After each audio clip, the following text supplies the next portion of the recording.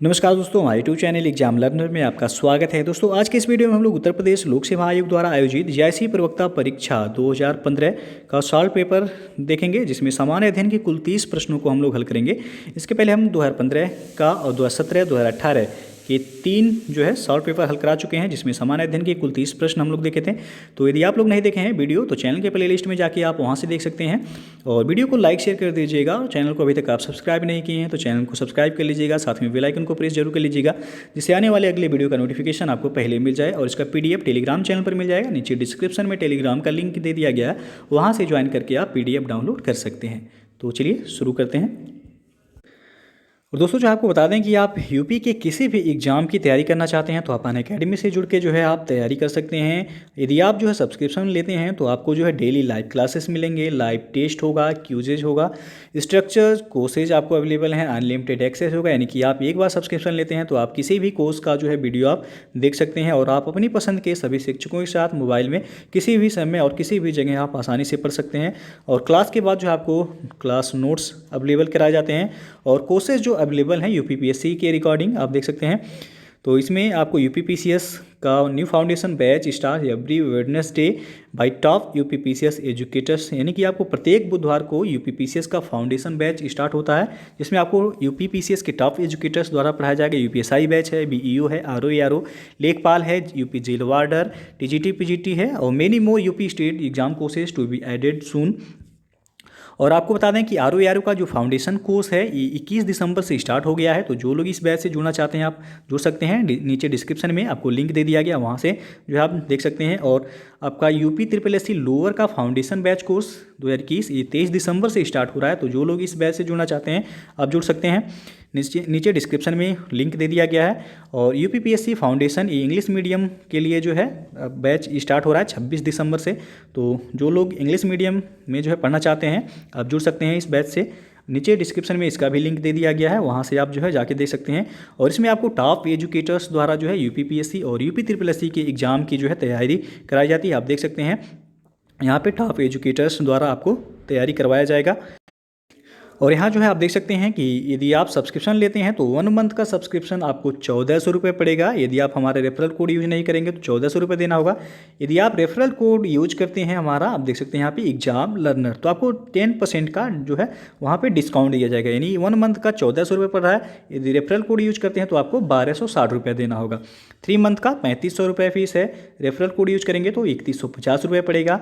6 month का 5600 रुपये है, आप रेफरल कोड यूज करेंगे तो आपको 5040 देना है। 1 साल का यानी कि 12 मंथ का 7000 रुपये है, रेफरल कोड यूज करते हैं तो आपको 6300 रुपये ही देना है। 24 मंथ यानी कि 2 साल का यदि आप सब्सक्रिप्शन लेते हैं तो आपको जो है 8400 रुपये फीस है, यानी कि रेफरल कोड यूज करने के बाद ये आपको 7560 रुपये में जो है ये कोर्स आपको मिल जाएगा। तो ये कोड जो है आप जरूर यूज कीजिएगा एग्जाम लर्नर, जिससे आपको जो है 10% का डिस्काउंट मिल जाएगा। इसके लिए सबसे पहले आपको अनअकैडमी का लर्निंग ऐप इंस्टॉल करना होगा, उसके बाद आप जो है सब्सक्रिप्शन ले सकते हैं। तो सबसे पहला प्रश्न है, निम्नलिखित में से किसने भारत में हो रही मिशनरी गतिविधियों को आत्मघाती एवं शांति के लिए खतरा माना था? तो इसका सही जो आंसर है ऑप्शन ए से हो जाएगा लॉर्ड वेलेजली। लॉर्ड वेलेजली ने भारत में हो रही मिशनरी गतिविधियों को आत्मघाती एवं शांति के लिए खतरा माना था।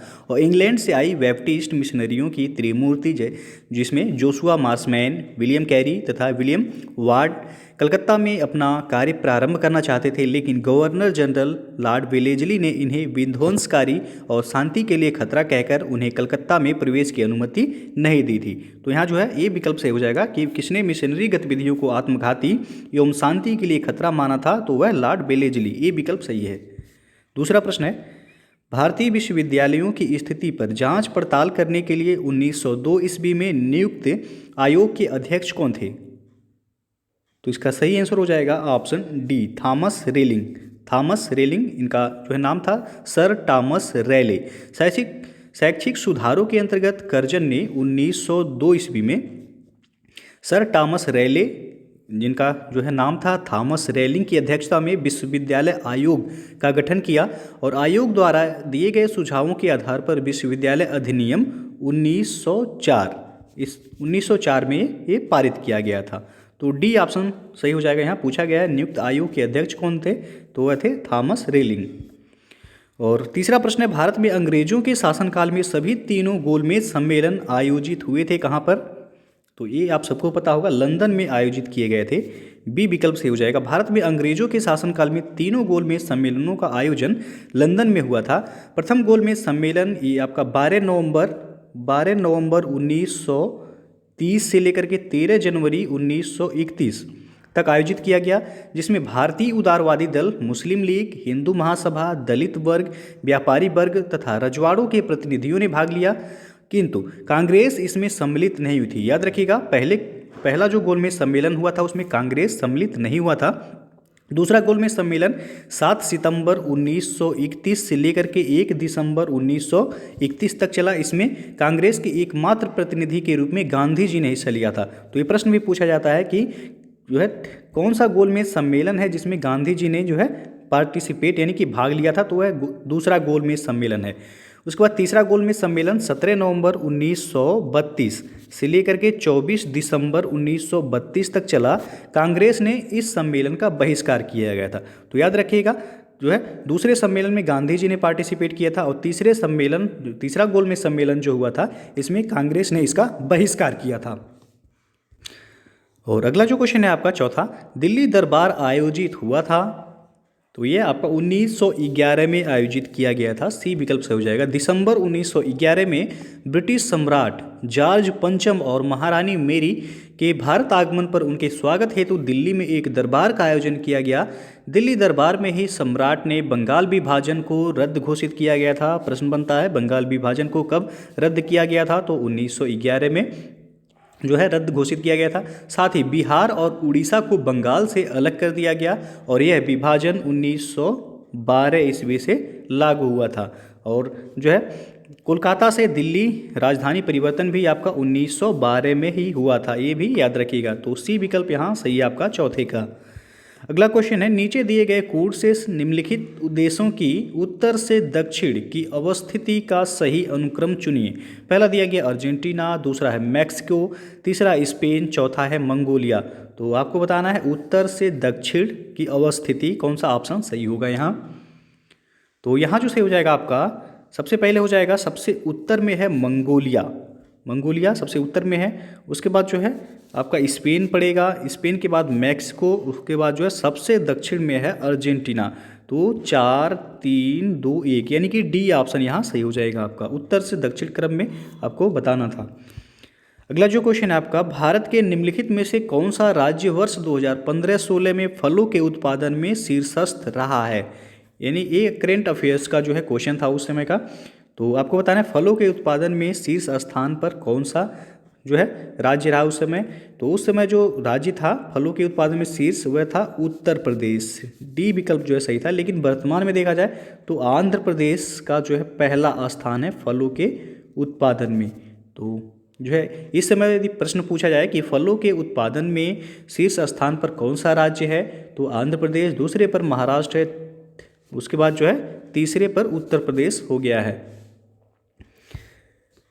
अगला क्वेश्चन अब देखते हैं, निम्नलिखित में से कौन सा युग्म सही सुमेलित नहीं है? एक तरफ वन्य जीव अभ्यारण्य दिया गया है, दूसरी तरफ दिया गया है राज्य। तो आपको बताना है कौन सा युग्म सुमेलित नहीं है। तो सबसे पहला जो दिया गया है बांदीपुर वन्य जीव अभ्यारण्य कर्नाटक राज्य में है, बिल्कुल सही है आपका, बांदीपुर कर्नाटक में है। दूसरा है पाखल मध्य प्रदेश, पाखल वन्य जीव अभ्यारण्य मध्य प्रदेश दिया गया है, ये आपका गलत है। पाखल कहाँ पे है? तो ये तेलंगाना में है। पाखल वन्य जीव अभ्यारण्य तेलंगाना में है, न कि मध्य प्रदेश में। तो बी ऑप्शन आपका सुमेलित नहीं है। सिकरी देवी वन्य जीव अभ्यारण्य हिमाचल प्रदेश में है, बिल्कुल सही है। दचीगाम जम्मू कश्मीर में है, ये भी सही है। आगे बढ़ते हैं अब। 8वां प्रश्न है, जनगणना 2011 के अनुसार भारत के निम्नलिखित में से किस केंद्र शासित प्रदेश में महिला साक्षरता का प्रतिशत सर्वाधिक है? तो 2011 जनगणना के अकॉर्डिंग जो है पूछा गया है, ये विकल्प सही हो जाएगा यहाँ लक्षद्वीप।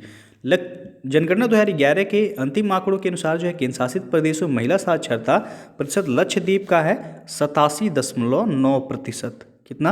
87.9% है लक्षद्वीप का। उसके बाद जो है पुदुचेरी का है 80.7%, पुदुचेरी का 80.7% है।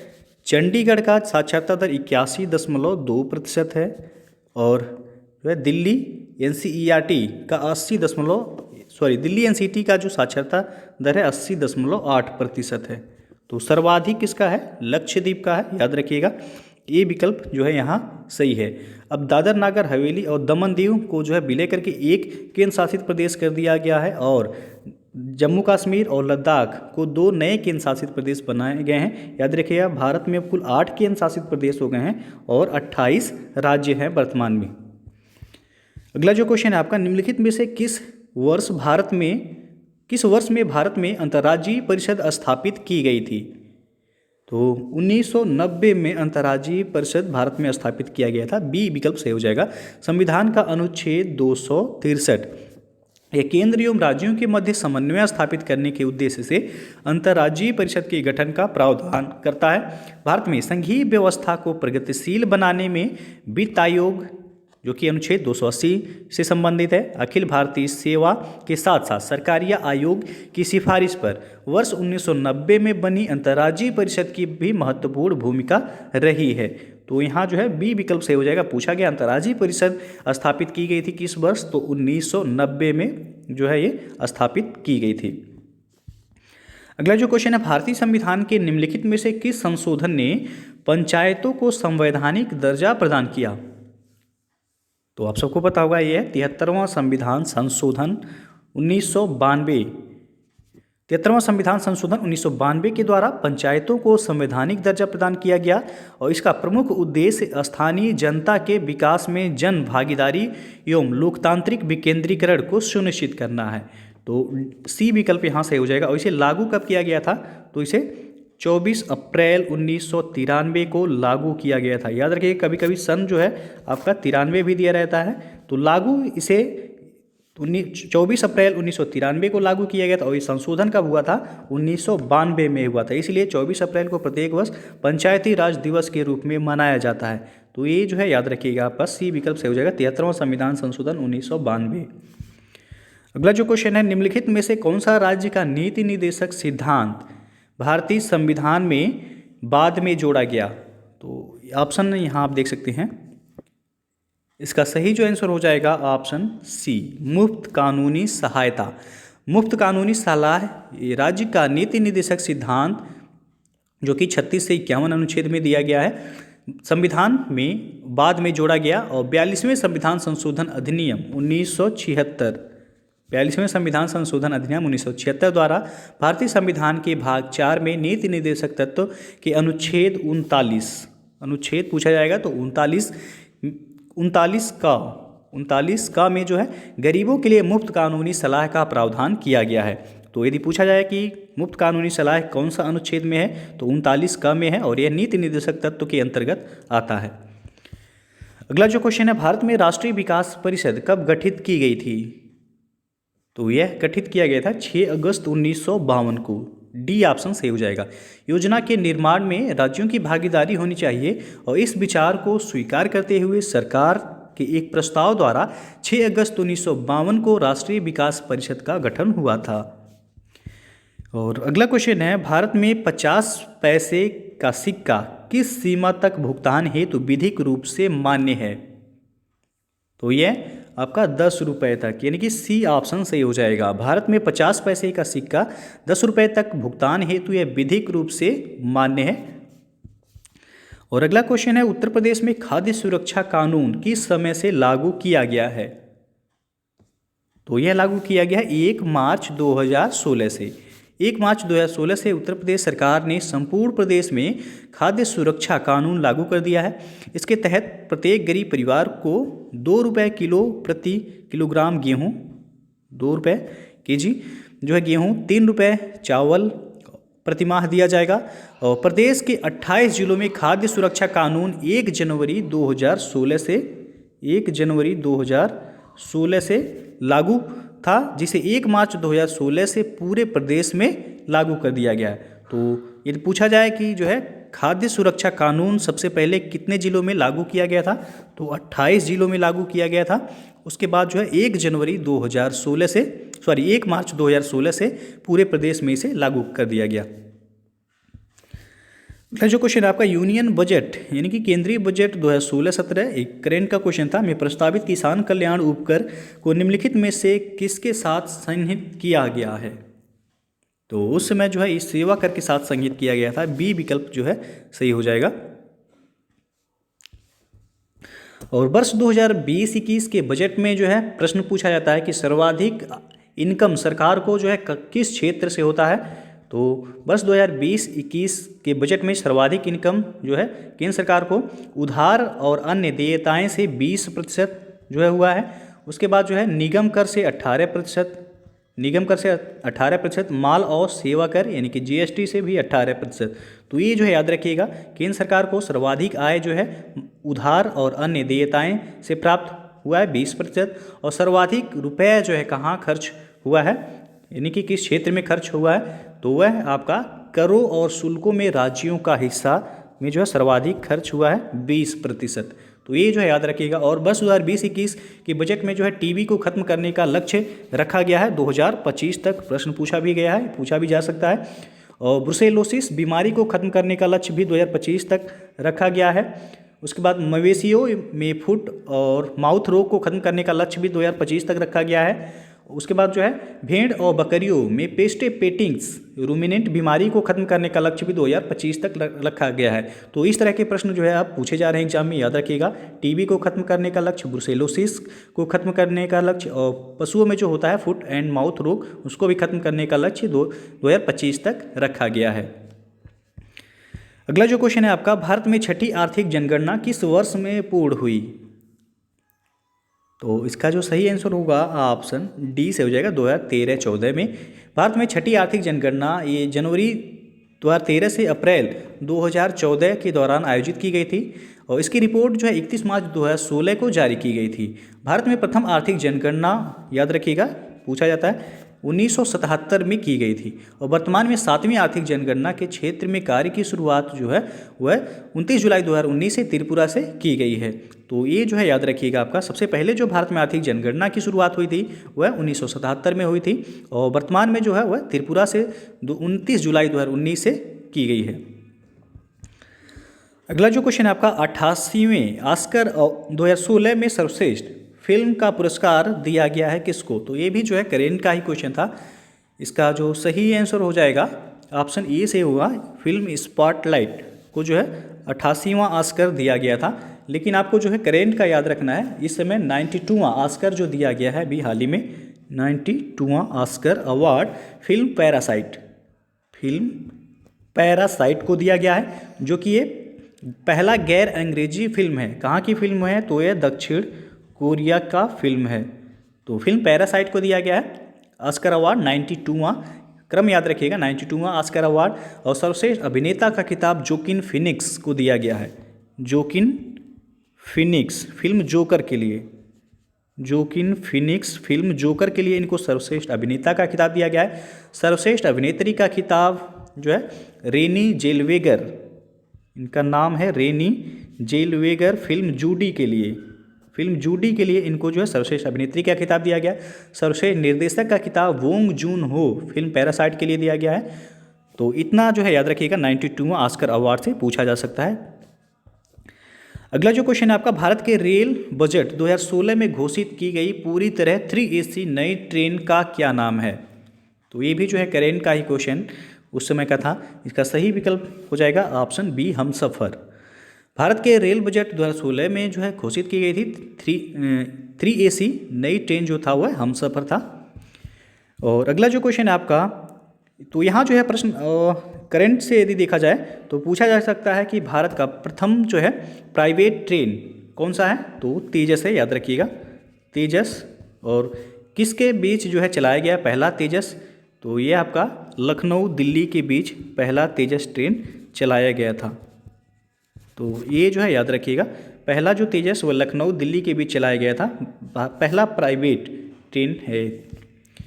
और अगला जो क्वेश्चन है आपका, निम्नलिखित में से किस देश की संसद विश्व की पहली पूर्णतः सौर ऊर्जा संचालित संसद हुई। तो यह है पाकिस्तान की संसद। डी विकल्प से हो जाएगा। ये भी जो है करेंट का उस समय का क्वेश्चन था।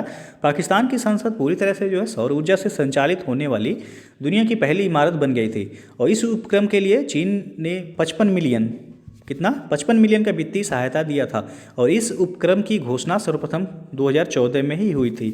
तो डी विकल्प जो है यहाँ सही।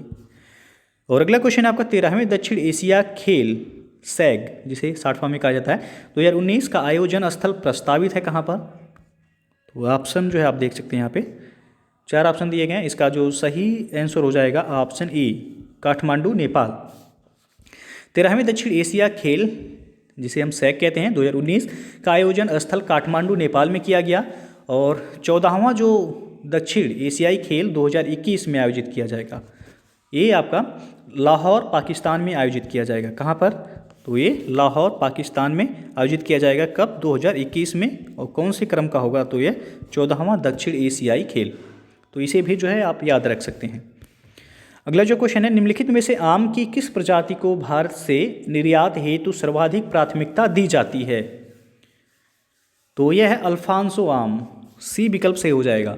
आम की अल्फांसो प्रजाति को भारत से निर्यात हेतु सर्वाधिक प्राथमिकता दी जाती है, यानी कि सर्वाधिक निर्यात जो होता है भारत में वह अल्फांसो प्रजाति का होता है।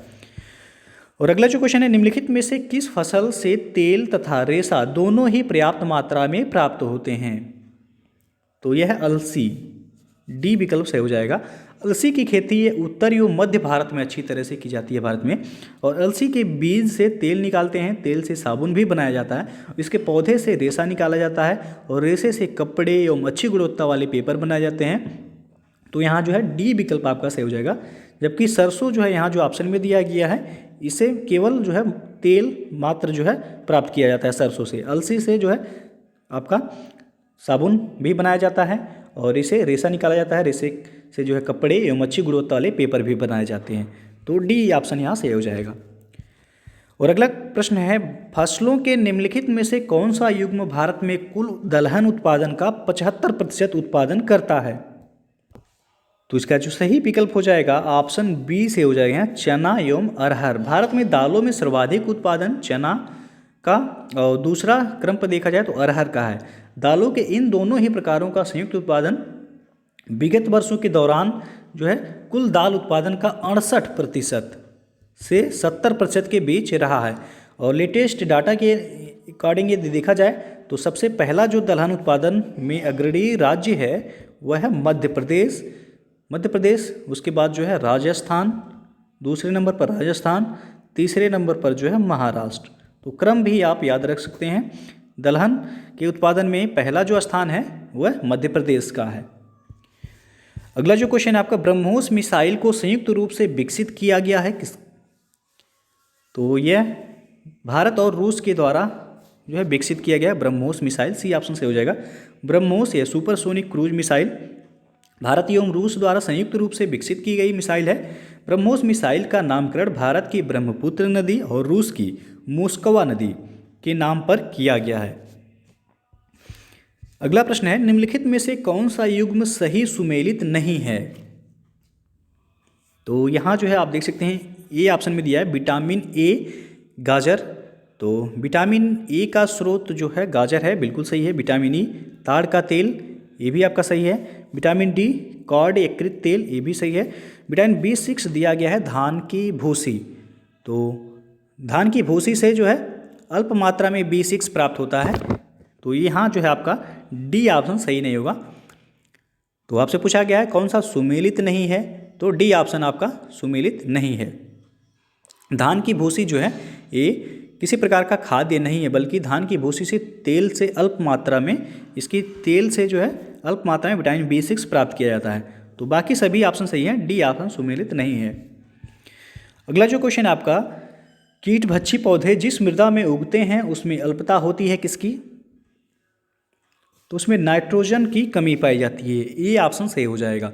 कीटभक्षी पौधे जिस मृदा में उगते हैं उसमें नाइट्रोजन की कमी रहती है, तो ये ऑप्शन सही हो जाएगा यहाँ। अगला क्वेश्चन है, निम्नलिखित में से कौन सा जैव अणु एक प्रकार का प्रोटीन है? तो यह है कीरेटिन, सी विकल्प से हो जाएगा। उन सभी अणुओं को जो है जीवाणु कहते हैं जो किसी जीव यानी कि लिविंग ऑर्गेनिज्म में पाए जाते हैं। ये जटिल कार्बनिक अम्ल होते हैं। इनका निर्माण सजीवों के शरीर में होता है और मनुष्यों में नाखून में, बालों में पाए जाने वाला केराटिन एक प्रकार का जो है वह प्रोटीन है। तो नाखून में भी केराटिन नामक प्रोटीन पाया जाता है, बालों में भी। तो सी विकल्प यहाँ सही हो जाएगा। अगला प्रश्न है आपका, यदि समांतर चतुर्भुज ABCD में AB बराबर 12 सेंटीमीटर, BC बराबर 14 सेंटीमीटर और BD बराबर 20 सेंटीमीटर, तो AC का मान आपको निकालना है, क्या होगा? तो ये आपका जो है मैथ का क्वेश्चन है। चलिए इसे हल करते हैं। तो सबसे पहले जो है समांतर चतुर्भुज आप यहाँ एक छोटा सा बना लीजिए। ये हो गया आपका समांतर चतुर्भुज। इसको मान लीजिए ये हो जाएगा B और ये C और ये हो गया D। ठीक है, तो कह रहा प्रश्न आपका कि AB बराबर 12 सेंटीमीटर, यानी कि AB का मान कितना है 12 सेंटीमीटर। BC बराबर 14 सेंटीमीटर, यानी कि BC ये हो गया 14 सेंटीमीटर। फिर अगला जो कह रहा है कि BD बराबर 20 सेंटीमीटर, BD यानी कि ये हो गया 20 सेंटीमीटर। और AC का आपसे पूछ रहा है, AC बराबर, तो किसी भी समांतर चतुर्भुज में AC square plus BD square बराबर हो जाएगा 2AB स्क्वायर प्लस जो है BC स्क्वायर। ये हो गया। अब इसी फार्मूले पे जो है लग जाएगा आपका AC स्क्वायर आपको निकालना है, यानी कि AC का मान आपसे पूछा रहा है, तो हम इसे x मान सकते हैं। x स्क्वायर प्लस BD का मान जो है दिया गया है 20, तो 20 का स्क्वायर हो जाएगा ये, प्लस बराबर, उसके बाद 2AB का मान पता है आपको 12, तो ये 12 का स्क्वायर प्लस BC का भाई मान पता है आपको, BC का मान है 14 सेंटीमीटर, तो ये हो जाएगा 14 का स्क्वायर। अब इसे हल करेंगे तो x स्क्वायर प्लस 20 का स्क्वायर हो जाएगा 400 बराबर 2 इंटू 12 का स्क्वायर हो जाएगा आपका, 12 का स्क्वायर हो जाएगा 144 प्लस 14 का स्क्वायर 196, तो 144 और 196 जोड़ेंगे कितना हो जाएगा 340। तो x स्क्वायर प्लस 400 बराबर 144 प्लस 196 हो जाएगा आपका 340, और 340 में आप 2 से गुणा करेंगे कितना हो जाएगा 680। तो x स्क्वायर प्लस 400 बराबर 680 हो गया।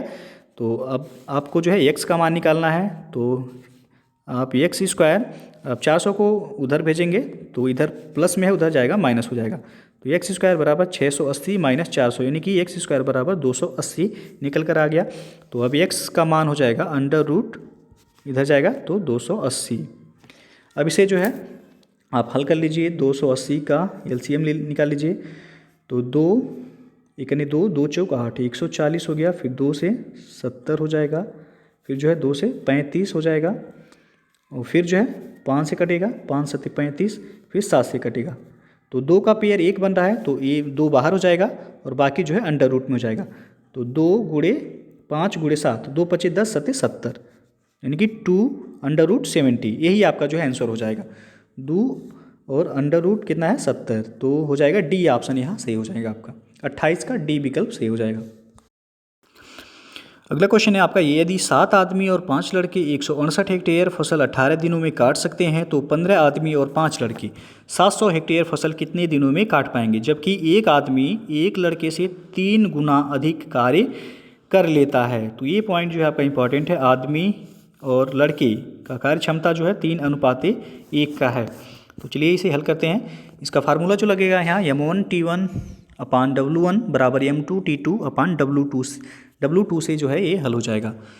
तो आदमी और लड़के का, यानी कि 7 आदमी, इनकी 7M प्लस 5 लड़के 5 बॉय कितने दिनों में 18 दिनों में, वर्क कितना है टोटल 168 बराबर M2T2, यानी कि आपका हो जाएगा 15 आदमी 5 लड़के 15M प्लस 5B, वर्क जो है कितना है टोटल 700 इंटू x, इसी फार्मूले पे लग जाएगा। अब m की जगह आप 3 रख दीजिए, b की जगह 1, यानी कि आदमी और लड़के का जो है कार्य करने का क्षमता 3:1 का है।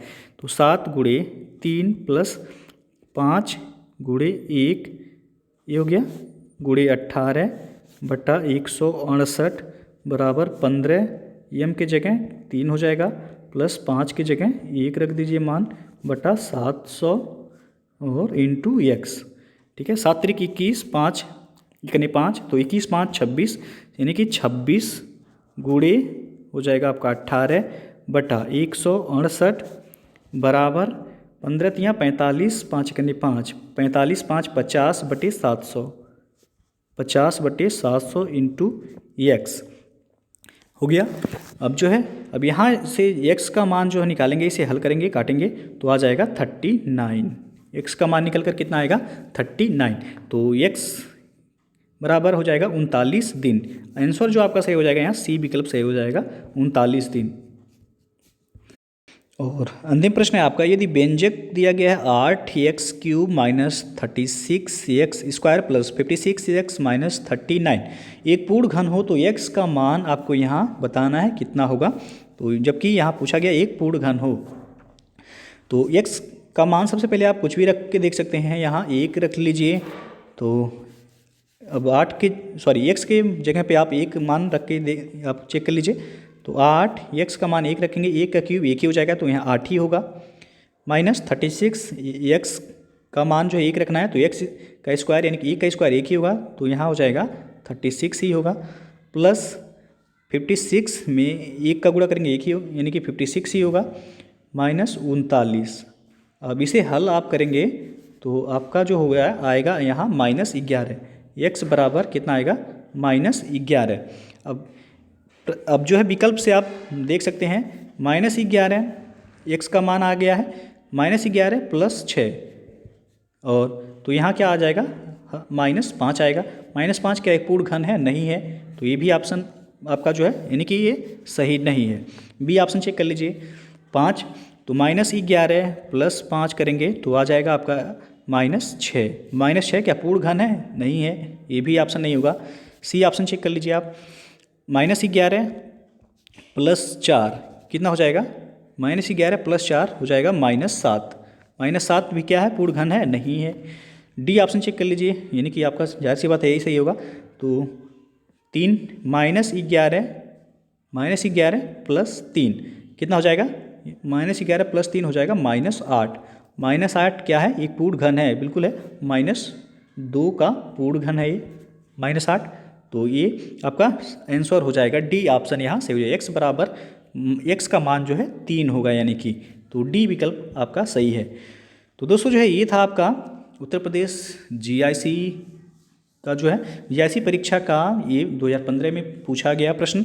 ये सामान्य अध्ययन के कुल 30 प्रश्न थे, लेकिन इस बार यानी कि आपका जो GIC प्रवक्ता का परीक्षा होना है उसमें सामान्य अध्ययन के 40 प्रश्न पूछे जाने हैं। 40 प्रश्न आएगा और 80 प्रश्न जो है सब्जेक्ट से आएगा, यानी टोटल 120 नंबर का इस बार का जो है परीक्षा पैटर्न होगा प्री।